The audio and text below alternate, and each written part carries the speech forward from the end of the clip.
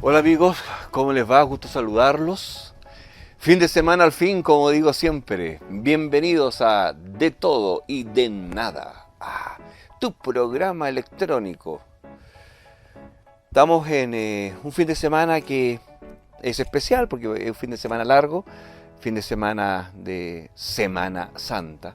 Por lo tanto tenemos un día más de descanso y de reflexión para los que son creyentes y de tuto para los que son menos creyentes. Y estamos acá reunidos una vez más para conversar de nada y de todo en torno a un café,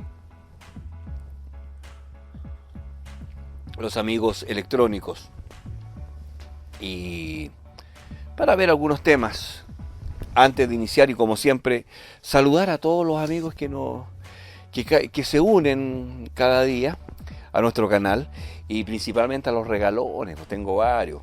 Alejandro Juárez, por ejemplo, Eduardo Cor, Cotirín 5, Juan Guillermo Cárdenas, todos ellos son los primeros en comentar casi todos los videos y siempre dando ánimo, así que un gran abrazo para todos ustedes. Pero tenemos muchos amigos más. De Tucumán, Argentina, Jorge Goftenson, también muchas gracias Jorge por tus palabras. José Antonio García, Nelson Go de Cuba, GDX Pedro de Granada, España, también siempre buena vibra, siempre palabras de aliento, así que muchísimas gracias GDX. Omar Sánchez Soto, que no sé de dónde es, no sé de dónde eres Omar. Juan Arancibia, Javier Soler, en fin, tenemos muchos amigos que nos escriben, pero los que he nombrado son los que normalmente están siempre escribiendo ahí y son los primeros en comentar, son mis críticos. Queridos amigos, también un abrazo a Miguel Ángel Gea, que si ustedes se fijan en los posts en los comentarios en realidad, del video anterior de Todo y de Nada, nos hizo por ahí unos tips respecto a los transformadores de aislación, que es un poco lo que vamos a ver hoy. Y bueno, a juzgar, digamos, por la terminología que utiliza, me da la impresión que Miguel Ángel es eléctrico, no lo sé. También tengo palabras para un nuevo muchacho, Safdip Flores. Y él me decía ahí que está partiendo en esto y que sueña con tener su primer osciloscopio. Safdip, que no sé cuál será tu nombre, no creo que sea ese, debe ser un seudónimo. Lo único que puedo decirte es que mires esta foto. Esa foto fue tomada el año 1985. Fue mi primer año de universidad. Yo ya sabía algo de electrónica porque venía estudiando electrónica desde la secundaria. Pero si tú te fijas, lo único que tengo ahí es un tester. Es un tester y un atornillador Stanley que ya eran amarillo y negro. Y mira lo que hay hoy. Y no provengo de familia adinerada. Así, todo lo que hay es con esfuerzo. Por lo tanto, de que se puede, se puede. Es cosa de paciencia nomás y creer y darle con fuerza, con fe, porque todo se puede lograr en la vida. Mi primer osciloscopio también fue un sueño. Mira esta segunda foto. En mi primer laboratorio electrónico, ahí estoy con mi hija, quien hoy día es ingeniero, también es ingeniero telemático, ingeniero civil, y también del área y también haciendo sus cosas, qué sé yo. Así es que eso, ahí a trabajar firme. Safdip. Ese taller electrónico fue mi primer servicio técnico de reparación de radio y TV. Y con ese servicio técnico le da de comer a mi hija. Así es que no, hay que darle con fuerza nomás, si se pueden hacer las cosas. Bien, Jaycee de Uruguay me habla de problemas encontrados. Me pregunta, ¿qué problema le he encontrado al DSO2 de 15, al que está acá? Mira, en realidad, Jaycee, no sé si llamarlos problemas. Hay algunas cositas que no me gustan. Una que cuesta mucho mantener el nivel de 0, pero es una cuestión netamente óptico, las medidas no afectan. Otra cosa que no me gusta es que los voltímetros no son autorrango, es decir, los voltímetros tienen el rango máximo, es el rango máximo que tú le has dado al canal vertical, ¿ok? Por lo tanto, si yo mido una pila de 12 voltios, por ejemplo, una batería, y esto lo tengo en 5 voltios, los voltímetros me figuran como fuera de escala. Eh, Eso no me gustó, especialmente que yo lo tengo acá y lo uso mucho como voltímetro, ¿no? En lugar de usar el tester, uso el osciloscopio. Eh, Ahora, que es una tontera, sí, estamos de acuerdo, es una tontera. Otra cosa que no me gustó es que el pass file, que es una función que vamos a hacer un video de aquello, porque hay un tema que tal vez para el próximo conversatorio puede ser, ¿ah? Porque tengo una historia que contar al respecto. El pass file lo puede hacer en un solo canal, eso no me gustó. Desconozco si otro modelo como el Rigol, por ejemplo, hace el pass file simultáneamente los dos canales, no lo sé. Pero en este caso, en el 2D15 lo hace solo en un solo canal. Cualquiera de los dos, pero en uno a la vez. Esa otra parte que no me gustó. Tercera cosa que no me gustó es que no realiza diagramas de Bode. ¿Eh? No lo hace. ¿Qué otra cosa te puedo decir que no? Pillé un bug en el firmware en que cuando tú utilizas doble pantalla, doble pantalla. Es que no estoy usando como el tiempo. Cuando usas doble pantalla y quieres hacer una captura, se pega y hay que apagarlo. Me lo ha hecho 3 veces siempre en la misma función, por lo tanto me imagino que es un bug. Ahora esos bugs van a ser solucionados, no representa un problema, así que te diga, ay no, por eso yo no voy a comprar los osciloscopios, nada. En general feliz, Rafael, no tengo mucho de qué quejarme de los osciloscopios. Ya lo he dicho varias veces, por ese precio lo vuelvo a comprar. Belén Hederich, Belén, me dice Belén que no se dice ñaño, que se dice virgulilla, virgulilla. Tienes razón, Belén, lo googleé, no es que no te crea, pero siempre uno debe documentarse, siempre las cosas que te dicen hay que usarlas como referencia. Así es que me fui de cabeza a Google, puse virgulilla y efectivamente se llama virgulilla, punto para la Belén. Así que muchas gracias también, una amiga que siempre nos está escribiendo. Para los que están desenchufados del tema, es virgulilla, que así se llama, que yo le digo, siempre le dijimos ñaño. Mi hermana es ingeniero civil informático y cuando tenemos 2 años de diferencia nada más. Y cuando estábamos en la universidad y estábamos programando, no me acuerdo, en esos años sería Fortran, COBOL o algo así. No sabíamos, ninguno de los dos sabía cómo se llamaba la tilde de la N para hacer la ñ española, digamos. Que para los que no saben se llama virgulilla. Entonces, como no sabíamos, le pusimos el ñaño y quedó por ñaño, digamos, para nosotros. Por años, hasta el día de hoy le digo ñaño. Bueno, Belén me dice que no se llama ñaño, que se llama virgulilla. No sé, Belén, para serte súper honesto, no sé si me voy... ¿Sabes qué voy a hacer? Voy a hacer algo que en honor a la Belén aquí. Y vamos a escribir aquí virgulilla. ¿Sabes por qué lo voy a hacer? Porque si no, no me voy a acordar. Ahí tal vez que me lo aprenda. Ya a esta altura de la vida no me es fácil aprender terminología nueva, así es que, pero ya estando ahí, en 15 días ya me voy a acordar que se llama virgulilla. Porque ahora, si no lo leo, no me acuerdo. Bueno, tema pasado.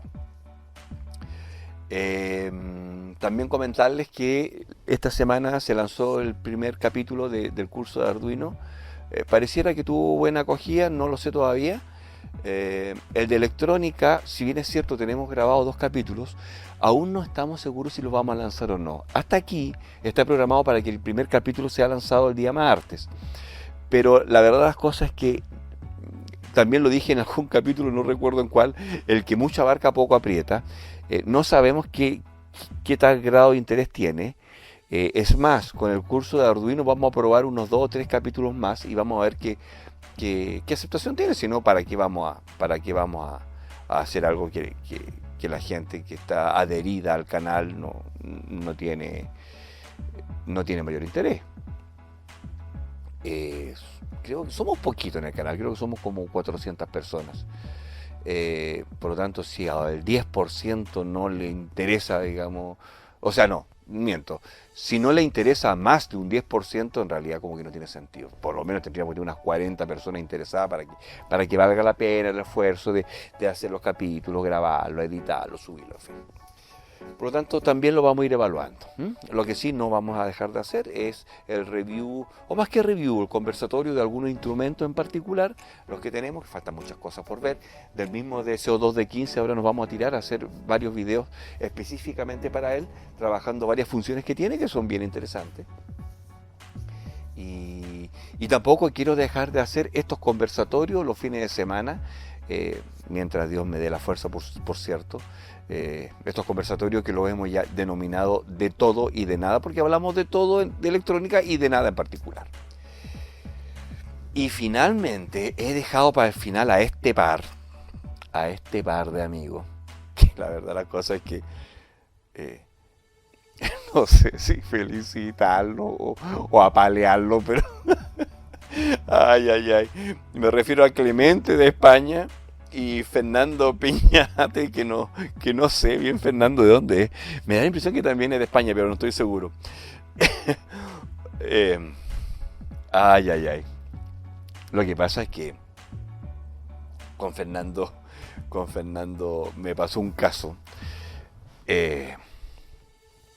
Estaba, bueno, llegó el DSO2 de 15, hicimos el review del unboxing, todas esas cosas, después grabé un par de videos de cómo funcionaba, ¿cierto? Y como a la semana lo quemé. Bueno, entonces, cuando y yo estaba pero realmente fuera de sí. Y bueno, ya documentamos, cuando digo tonto, estúpido, algo así, cuando me autorretaba porque sabía perfectamente el error que había cometido. Entonces llego y se sube el video, pero fue coincidente en que Fernando me escribe y me dice, podría no podría decir qué hacer para cuidar otro osciloscopio, no quemarlo. Y yo con mi osciloscopio humeando al lado y el otro me escribe qué hacer para no quemarlo. Te juro Fernando, que si te hubiese tenido ahí, te pesco el cogote y te levanto un metro. Casi me mataste de rabia. O sea, mi osciloscopio estaba humeando y el otro preguntándome qué hacer. Si puedo enseñar qué hacer para no quemar el osciloscopio. Ay. Te juro que, bueno, pasó, se me olvidó todo el cuento. Y hace poquito me escribe Clemente de España y me hace la misma pregunta. ¿Qué va a hacer? ¿Qué hacer para no quemar el osciloscopio? Y le contesta a Fernando y le dice, yo también le pregunté eso cuando quemó su osciloscopio y me dijo que si era una broma o no. Ay, y me dio un ataque de risa, güey. Me dio un ataque de risa porque me acordé de la primera situación. Así que Fernando casi me mata 2 veces, la primera de rabia y la segunda ahora casi me mata de un ahogo, güey, porque me largué a reír. Estaba en mi cama, güey, y me reía, güey, y no podía parar de reírme, güey, porque me acordaba la situación. Claro, fue una extraña coincidencia de tu pregunta con la quema del osciloscopio. Pero tanto así, y ese video de la quema del osciloscopio también generó hartas preguntas de hartas personas. Y que me gustaría que lo veamos, conversémoslo, ¿les parece? Creo que puede ser interesante. Y bueno, para entrar un poco en materia, lo primero que tenemos que ver, me voy a basar en una presentación que tengo sobre transformadores de aislación, que la he presentado un par de veces y que está orientada más que al transformador en sí, a la técnica. No va por ahí la cosa, sino que más bien al uso y por qué usar un transformador de aislación. Cosa que también he visto varios videos en YouTube y me duelen las muelas. El primer concepto que me gusta dejar en claro cuando hago esta charla es el aislamiento galvánico. Recuerdo claramente que cuando me tocó estudiar, aprender el aislamiento galvánico, Por el término galvánico, uno está acostumbrado a hablar de tubos galvanizados, ¿cierto? Siempre como que, no sé, al menos en mi caso, yo lo asociaba con algo como metálico, algo netamente transformadores. Entonces, cuando mi profesor nos habla de que un transformador es un aislador galvánico, en realidad no lo encontraba extraño, lo encontraba lógico la terminología. Sin embargo, con el tiempo, aprendí que el aislamiento galvánico no solo se da en los transformadores, sino que hay varios tipos de elementos que realizan el mismo efecto. Entonces, el tema en cuestión es, ¿qué es un aislamiento galvánico? El aislamiento galvánico no es otra cosa que algún elemento o alguna tecnología o algún efecto, como quieran llamarlo, que te permita aislar eléctricamente dos circuitos. Es decir, que tú puedas tener dos circuitos eléctricos, ¿cierto? Sin una referencia en común. ¿Y cómo logras aquello? O lo haces con un transformador, sea reductor, sea elevador, o sea uno a uno, como tú quieras. También lo puedes hacer de manera capacitiva, ¿ok? A través de un condensador. Un condensador también es un elemento aislador galvánico, porque lo hace a través del voltaje diferencial. En el caso transformador, obviamente lo hace a través de flujo magnético. Y el tercer elemento que también realiza un aislamiento galvánico es la optocupla, ¿cierto? Que es medio óptico y que obviamente lo realiza a través de luz. Con esos tres elementos, que yo conozca al menos, no conozco otros, puedes realizar este aislamiento galvánico. O lo hace de manera magnética, a través de un transformador, o lo haces de manera capacitiva a través de un condensador, o bien lo haces a través de óptica, a través de luz. Con uno de esos tres factores o efectos eléctricos, no sé si llamarlo eléctrico, con esos tres efectos físicos, ahí sí, podemos realizar un aislamiento galvánico de dos circuitos en que un circuito 2, ¿cierto?, se comporte de acuerdo o en función de un circuito 1, pero aislado eléctricamente sin un factor común. El tema que nos convoca hoy es al aislamiento galvánico, pero enfocado solamente al transformador. El transformador es re antiguo, ¿eh? Estamos hablando que el primer transformador comercial lo hizo un señor Stanley, William Stanley, en 1880. ¿Okay? Ahora, curiosamente, Stanley trabajaba para Westinghouse. Y Westinghouse, ustedes saben que es una de las primeras industrias electrónicas de Estados Unidos. Y de ahí vienen los televisores Westinghouse, ¿cierto? Que yo me tocó reparar muchísimos televisores Westinghouse y que traía además unos transformadores maravillosos, unos autotransformadores también, en fin. Transformadores los tenemos, existen de varios tipos. ¿Okay? Como pueden ver aquí en la imagen, tenemos los autotransformadores, los transformadores reductores, los transformadores elevadores, los transformadores de pulso, el transformador de Austin y finalmente el transformador de aislación. Muy rápidamente podemos decir que el autotransformador en realidad es el único que no otorga un aislamiento galvánico, porque el autotransformador, se compone de un solo devanado. Muy bien, entonces como que autoinduce el voltaje en su mismo devanado. No es que haya un flujo magnético entre dos bobinas. Por lo tanto, el autotransformador no ofrece un aislamiento galvánico. Transformador reductor o elevador en realidad es lo mismo prácticamente. Si bien es cierto, pueden haber algunas construcciones especiales, pero en el fondo un transformador que reduce, supongan ustedes, de 220 a 12, obviamente si yo le pongo 12 por un lado, obtengo los 220 por el otro. Y la potencia va a estar relacionada a los flujos magnéticos bajo el cual fue diseñado. Ahora, claro, hay algunos casos especiales de transformadores elevadores, como por ejemplo los flyback de los televisores o para excitar algún tubo de rayos catódicos, en fin. Pero en el 99,9% de los casos, efectivamente un transformador elevador a su vez reductor, dependiendo cuál uses de primario. El transformador de pulso es un transformador muy específico, con una construcción muy delicada porque está hecho para poder inducir pulsos. Y de alguna manera es contrario, ¿cierto?, a la física de un bobinado, ¿cierto? Una bobina se opone a los cambios de corriente y en una señal cuadrada, en una señal digital de 1 y 0, de 5 bolos 0, los cambios de corriente son muy bruscos, son muy abruptos, por lo tanto son complicados para una bobina. Sin embargo, existen los transformadores de pulso, ¿eh? Existen, pero tienen una construcción especial.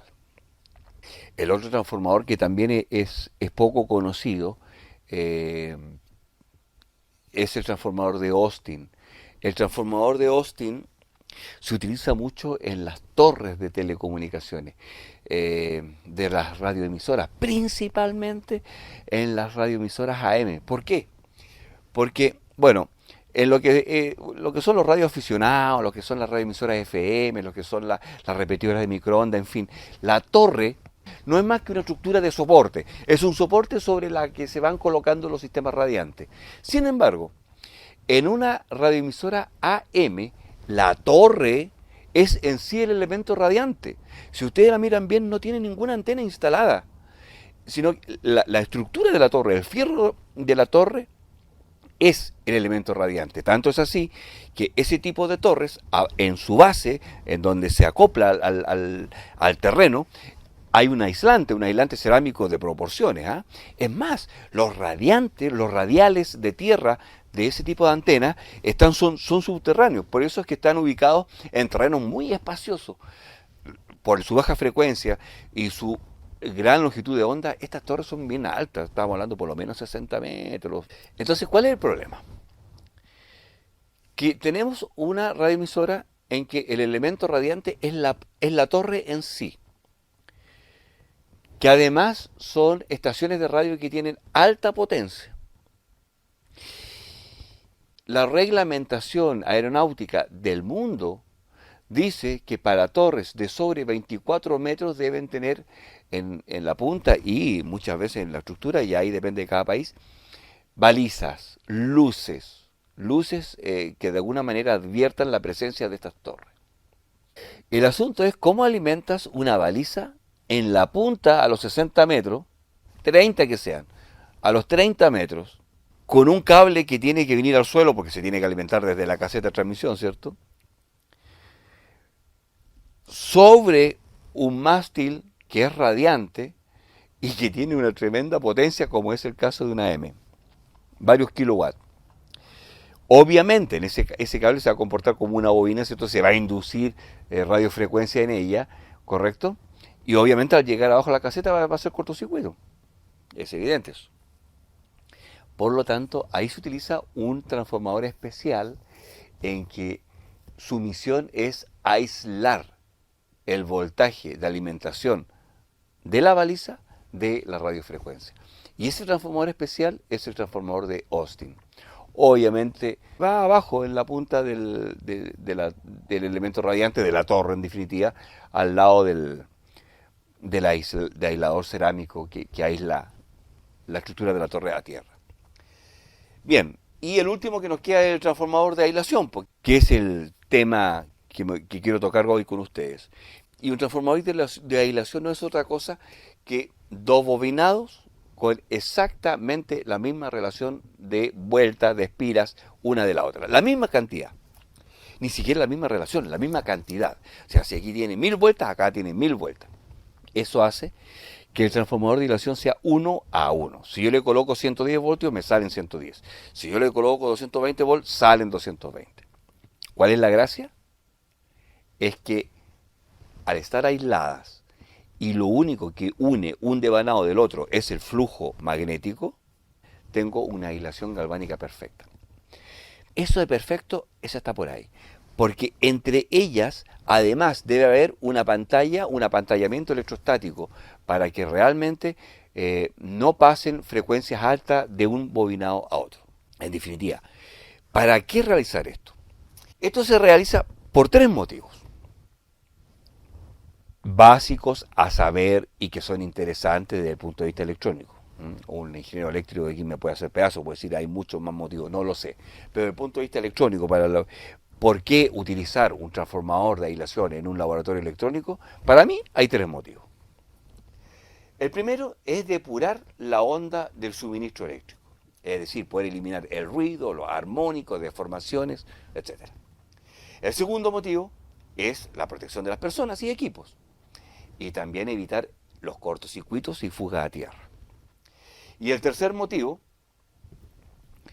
es que el transformador de aislación me permite hacer medidas más exactas con osciloscopios y congelador de funciones, principalmente en el ámbito de un laboratorio electrónico.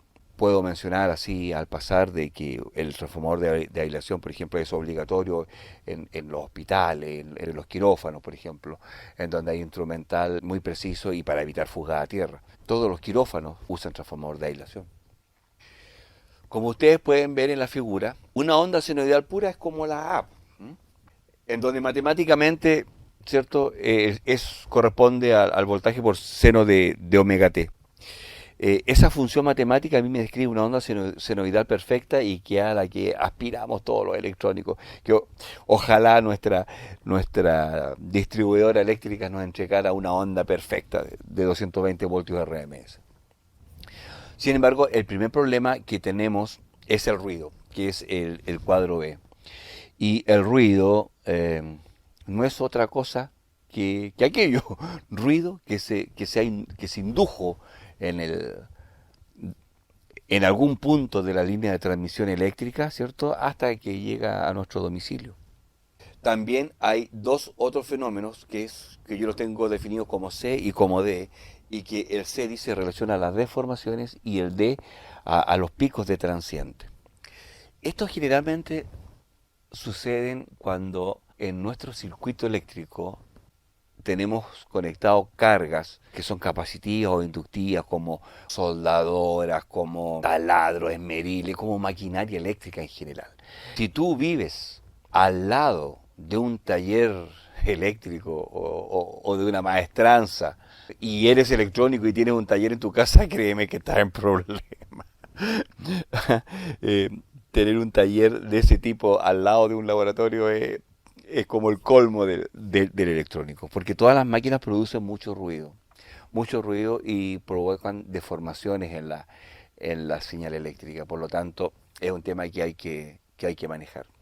Y el transformador de aislación, y el transformador de aislación cumple esa función. Como son bobinas, y ya lo dije, y la bobina se opone a los cambios bruscos de corriente o de tensión, depura mucho la señal. Así es que es un buen elemento de depuración de nuestra línea eléctrica. Bueno, aquí hay otro tema que es el tema del apantallamiento estático, pero eso no lo vamos a ver ahora. Este sí que lo vamos a ver. Este sí que lo vamos a ver. Es importante lo nuestro. Quiero que por favor miren bien esta imagen y que estemos de acuerdo que más o menos grafica, tal vez muy burdamente, pero lo que es nuestra línea eléctrica, ¿cierto? Cómo está alimentado nuestro domicilio, nuestro taller. Viene la fase neutro, ¿cierto? Desde la línea en el poste, estoy aquí en la parte inicial, ¿cierto? El neutro en alguna parte ahí está unido a tierra, entra a la casa. En la casa también tenemos una malla tierra y entra el facial neutro. Perfecto, y luego lo que tengo en la siguiente imagen es el enchufe. ¿Cierto? Un enchufe que tiene 3 puntos de conexión, tiene una fase, una tierra y un neutro. Tenemos que estar claritos con todo esto para que podamos entender lo que viene. O podamos discutir, pues si de eso se trata. A ver qué opinan ustedes.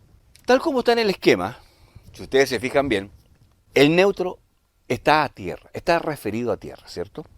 Por lo tanto, entre neutro y GND hay 0 voltios. Por lo tanto, entre GND y fase hay 220 o 110, no sé cómo sea en su país, ¿cierto? Y obviamente también entre neutro, o con mayor razón, entre neutro y fase están los mismos 220 o los 110.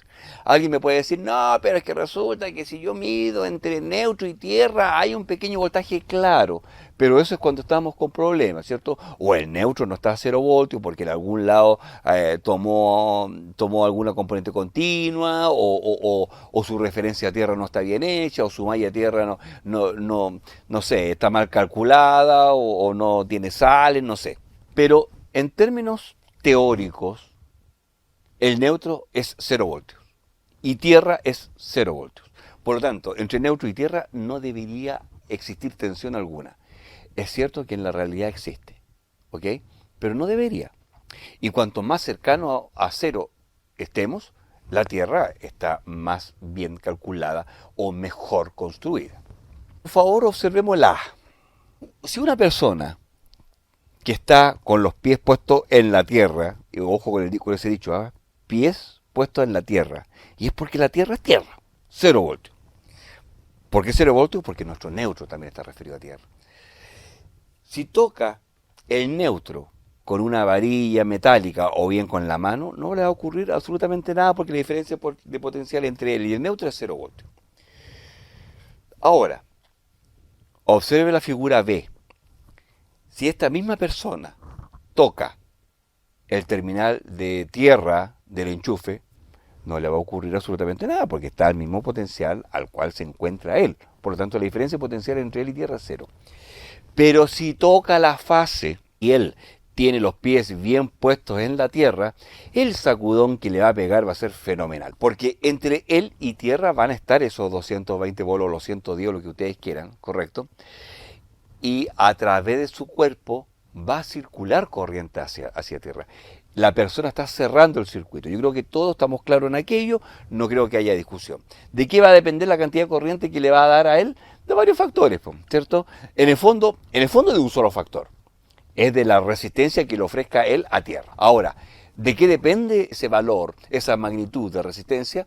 Ahí sí que va a depender de varios factores. De la humedad del cuerpo, de que si usa zapatos de goma o de suela, de que si está en la tierra o está sobre una tabla seca, si está sobre una tabla húmeda, si está sobre un metal, en fin. Es decir, de alguna manera, qué tan aislado está de tierra. Tanto es así que si él está, por ejemplo, sobre un piso de goma, no le va a pasar absolutamente nada. Bien, por favor observemos, y aquí vamos a entrar tierra derecha porque quemé el osciloscopio en realidad aquella vez. Observen por favor la siguiente figura. Tenemos el enchufe, la punta de prueba y el osciloscopio. Observen bien que el osciloscopio, en su lado, en el extremo derecho del dibujo, tiene un enchufe, ¿cierto? Para conectarlo a los 220 o a los 110, que da lo mismo, con 3 patas, con 3 terminales. Una fase, una tierra y un neutro. Es decir, la pata del medio está referida a tierra a través del enchufe. ¿Estamos de acuerdo? Bien. Este instrumento, como el 99.99% del instrumento, es de tierra común. Por lo tanto, ese terminal de tierra también es el mismo GND de él. Y es el mismo negativo de su terminal de conexión. Por lo tanto, si yo coloco mi punta de prueba como está el enchufe, no voy a tener ningún problema. Porque el clip lo tengo conectado a tierra. ¿Sí? Y esa tierra está referida a tierra del enchufe. Y tierra es 0 voltios. Por lo tanto, no hay ningún problema.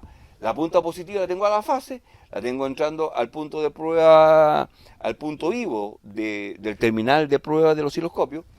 No hay ningún problema. Todo bien, todo perfecto. Esa prueba la puedo hacer sin ningún problema. Veamos esta. Voy a medir aquí qué voltaje tengo entre tierra y neutro. Exactamente lo mismo. Esta prueba también la puedo hacer sin ninguna dificultad porque el clip de la punta de prueba la tengo en neutro. Ese neutro se me va a tierra a través del osciloscopio y a través del enchufe y no hay absolutamente ningún problema. Acá es donde queda la escoba. Y ojo con esta medida. Tal como está dibujado en ese esquema, no lo puedo hacer. ¿Por qué? Porque si ustedes se fijan, el punto vivo de mi punta de prueba, ¿cierto? Lo tengo a neutro. Ese neutro se lo voy a estar inyectando al punto vivo de mi conector de entrada, al VNC. Hasta ahí no hay problema. El problema se genera ahora, porque tengo el clip de la punta de prueba que corresponde al GND y que en este caso el GND lo tengo conectado a tierra, lo estoy colocando a positivo. Entonces lo que me va a ocurrir es lo que pasa en este dibujo. Voy a tener una circulación de corriente desde fase hacia mi terminal GND y de ahí se me va a ir a tierra. Tengo un cortocircuito.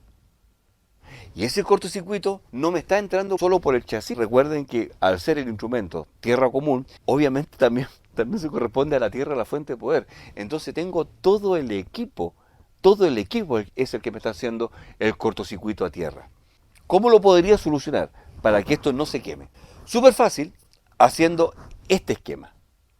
Si ustedes se fijan, le puse ahí una X de que no se puede hacer y un visto bueno de que sí se puede hacer. ¿Por qué? En el extremo derecho, la flecha azul A, le quité la pata de tierra al osciloscopio. Por lo tanto, este osciloscopio no está referido a tierra. Si bien es cierto, es GND común, al no tener una referencia a tierra, este equipo está aislado de tierra. Bajo esa condición, yo sí puedo medir entre fase y neutro con la punta invertida. La punta viva en neutro y el clip en fase, no hay ningún problema. Pero ¿cuál es el problema? ¿Por qué le puse una X? Y observen la flecha V, la flecha en azul V. Bajo esta conexión, el clip lo tengo en fase. Eso significa que el terminal de tierra del osciloscopio, de la punta de entrada, la parte metálica, la parte negativa de la punta de prueba, la tengo en fase. La fase está ahí. No va a haber cortocircuito, porque mi enchufe le saqué la tercera pata. ¿Ok? Y por eso que puse el monito ahí que si el técnico está a tierra y toco la parte metálica del conector, me da la corriente, porque tengo ahí tengo la fase. Entonces, ¿puedo hacer esta prueba o no? Sí la puedo hacer, pero es peligrosa. Es peligrosa porque el GND del equipo lo estoy dejando como fase. No va a haber cortocircuito, porque le saqué la pata negativa, el pin de tierra del enchufe. Entonces, volviendo atrás, ¿por qué quemé mi osciloscopio? Si yo le había sacado la pata de tierra. Porque tenía conectado atrás del instrumento, el cable USB. ¿Dónde está aquí? Acá. Tenía conectado el cable USB. Y el cable USB lo tenía conectado a mi computador, al replicador de puerto, y bueno, lo tenía conectado a mi computador. ¿Ok? Y ese sí estaba referido a tierra. Ese fue mi error. Y no me di cuenta porque estaba atrás, nunca lo vi, ni siquiera me acordé. Dije yo, ok, no está tierra, perfecto, conectemos. Bien. Entonces, veamos el transformador de aislación. Si ustedes se fijan acá, el transformador de aislación me genera toda una suerte de aislación galvánica a todo el espacio que tenga conectado a su secundario. En el primario, el neutro está referido a tierra, pero en el secundario no tengo nada referido a tierra. Por lo tanto, aquí en teoría yo puedo hacer todas las medidas que quiera y nunca voy a tener una fase ni un neutro referidos a una tierra. Nunca. Aunque tenga conectado a tierra. Mientras yo mida dentro o esa medida esté inscrita en mi medio galvánico, no hay ningún problema. Ni uno. ¿Dónde se genera el problema? Es si yo, con un instrumento que está dentro de mi medio aislado, salgo de ahí y salgo a medir afuera de mi medio aislado. Por ejemplo, ojo con esto, este GND, si mi medio galvánico también está referido a tierra, este GND lo voy a tener a tierra. Por lo tanto, y este GND es el mismo negativo de mi punta de prueba. Y ese negativo de punta de prueba no lo puedo dejar como fase afuera, porque esta fase que está en el primario de mi transformador de aislación, si esa fase sí está referida a tierra, vuelvo a tener el cortocircuito. Así que hay que tener cuidado. El transformador de aislación me genera efectivamente esta suerte de aislamiento en donde yo puedo medir como quiera y no voy a tener ningún problema. Sin embargo, dentro de ese medio aislado. En fin. Ahora, ¿cómo podría tener una aislación total? Con el transformador de aislación y sin que en el secundario tenga una referencia a tierra. Si yo aíslo tierra a mi medio galvánico, puedo entrar y salir, porque no tengo referencia alguna. Pero ojo que no tengo tierra. Que eso me puede generar otros problemas que no es momento de entrar a explicarlo, porque estamos viendo por qué se quemó el osciloscopio y cómo lo podríamos solucionar, nada más que eso. ¿Qué más tenemos aquí? Transformador de aislación. El transformador de aislación hace más precisas las medidas. Bueno, sí, también dije en un principio que el transformador de aislación, ¿cierto?, me hacía más precisas las medidas. Pero esto en realidad es re largo de... Claro, aquí tengo A ver, sigamos. La pulsera antiestática, tenemos pulsera anti... No, eh, no, si me meto ahí en esos temas vamos a estar hablando mucho rato y el video va a ser muy largo y se van a aburrir de hecho a lo mejor ya todos se fueron y estoy hablando solo. Me hicieron acordar de cuando hacía cátedra, que en realidad nos embalábamos. Siempre tuve la suerte de que mis aulas eran las que tenían más alumnos, ¿no? Se llenaba de cabros, aun cuando yo era muy estricto a la hora de las pruebas. Lo hacía todo voltearse hacia atrás para que no se copien, en fin. Sin embargo, en mis clases los cabros me llevaba muy bien con ellos y soy amigo hasta el día de hoy de muchos de ellos. Y bueno, y entramos en la clase y empezábamos a ver dibujos acá, allá, tratando de hacerlo lo más fácil posible. Y la verdad las cosas es que muchas veces se cumplía el periodo de clase y me pillaba en la mitad de un tema y yo seguía. Y los niños no se iban. Se quedaban ahí durante el recreo, digamos. Se quedaban ahí, seguíamos y terminaba el recreo y nosotros todavía estábamos en un tema. Y siempre tuve problemas con el resto de los profesores porque me decían, Braín, tú siempre te pasas de largo y además, bueno, después los niños se van y la sala no se alcanzó a airear, digamos. En fin, me pasa eso y no quiero que ocurra eso acá en YouTube, por lo tanto vamos a tratar de que los videos no sean tan largos. Aun cuando esos temas son re interesantes, porque un transformador de aislación hace las medidas más precisas. De hecho, hay medidas que efectivamente, derechamente no se pueden hacer sin un transformador de aislación. Pero bueno, ese es otro tema. Ahora, la pregunta que les quiero hacer es la siguiente. Si un transformador de aislación es tan maravilloso, si me corrige la forma de onda, si me elimina ruido, me elimina las transientes, si me aísla, me protege protege al ser humano para no tener electrocuciones, si me protege a los equipos, entonces, ¿por qué no es estándar? ¿No es el estándar, su instalación no es estándar de instalaciones eléctricas domiciliarias, por ejemplo? Qué buena pregunta. Qué buena pregunta. ¿Por qué? Bueno, ahí se las dejo. Se las dejo. Es interesante que vayan escribiendo como comentario del video qué se les ocurre. Porque no es estándar. Queridos amigos, estamos llegando al final de este video. Este fin de semana vamos a aprovechar de grabar unos cuantos capítulos más del curso de Arduino. Vamos a ver también algunas cosas electrónicas. Y yo creo que tal vez va a ser interesante hacer un video, pero no como esto de hoy, que fue una conversación, sino que un video más específico respecto a lo que es el transformador de aislación. Sin embargo, ojalá a Clemente y a Fernando Peñate, o Peñate, no sé cómo se pronunciará, les haya quedado claro por qué quemé los osciloscopios, cuál es el error que cometí y qué deberían hacer para no quemarlo. Queridos amigos, que tengan un lindo fin de semana, que lo disfruten, que descansen, cuídense por favor, todos debemos cuidarnos de esto que nos está afectando al planeta entero. Chile hoy día cerró sus fronteras y veo que el resto de los países estamos exactamente igual, estamos realmente complicados con el tema del virus, así es que hay que cuidarse, es responsabilidad nuestra. Un gran abrazo a todos y cada uno de ustedes y nos vemos en una próxima oportunidad en donde sigamos conversando de todo y de nada. Que estén bien. Chao, hasta pronto.